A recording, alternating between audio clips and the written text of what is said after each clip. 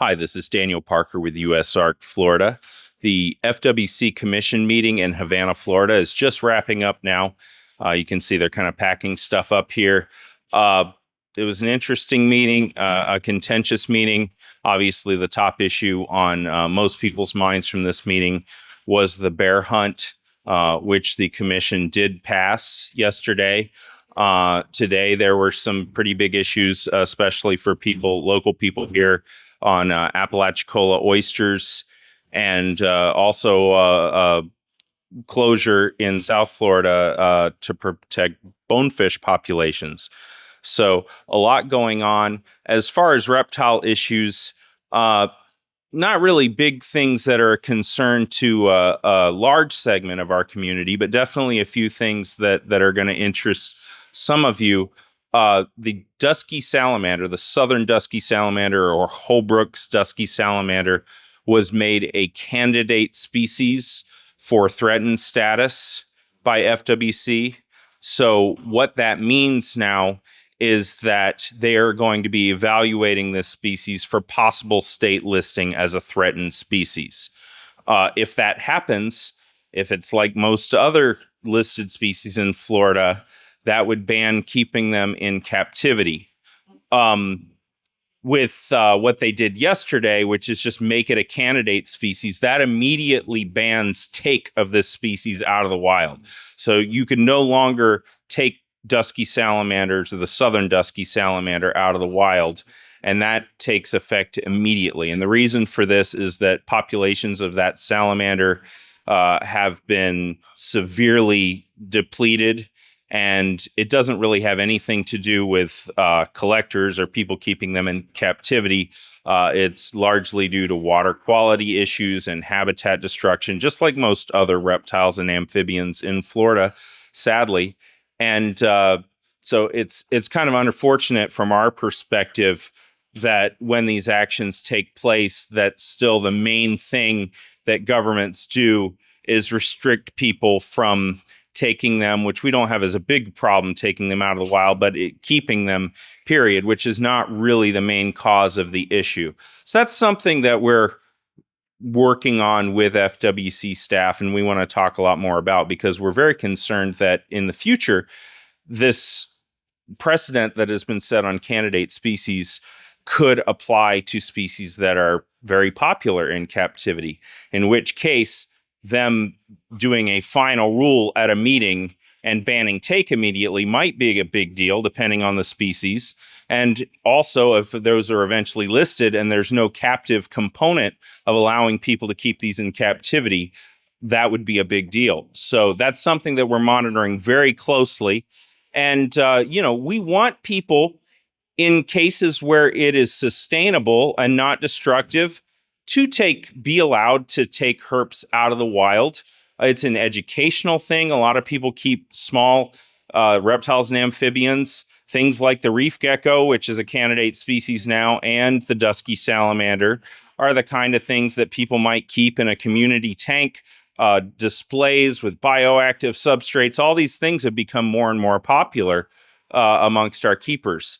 So that's something that we're concerned about protecting. Even though they're not major components of the industry, we do recognize that that's something that is important to a lot of people, and we want people to be able to continue to do that if it's not destructive. Now, if these practices are something that can be shown to have a harm to the wild populations, then absolutely some management needs to be done to prevent over collecting or over exploitation. So, but we want the best for these animals, and we want the best for the people that work with these animals. So that's something we're going to be working on closely with FWC staff. And luckily, I've had some good conversations with the commissioners kind of behind the scenes at this meeting about how we can do a better job with that. So we're definitely have connections and communication with the people at the top. It doesn't seem to always be getting through to the people who are supposed to be directly working on these issues with us, but we do believe that an effort is being made to improve that. Another issue that may not be the biggest deal, was FWC passed by consent agenda item, which means there was no presentation or public comment even allowed.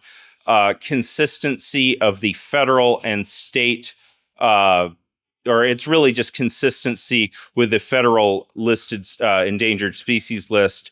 So the Suwannee alligator snapper, the Barber's map turtle, and the Escambia map turtle are just in our rules now, are basically mentioned as federally listed species. Now, we are concerned about how that could be applied. Obviously, that's the business of the feds.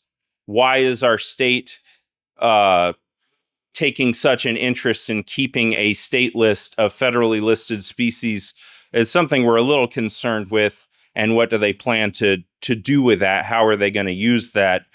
So that's something we're also watching very closely. And we know that there are people in Florida that work with federally listed species that are also state listed. And there is a precedent in Florida for that being legal and allowed for many, many years. So we're watching that very closely to make sure that FWC is not going to do anything that threatens the tradition that those keepers have. So there are a few things that we needed to deal with at this meeting. No huge issues for reptile keepers.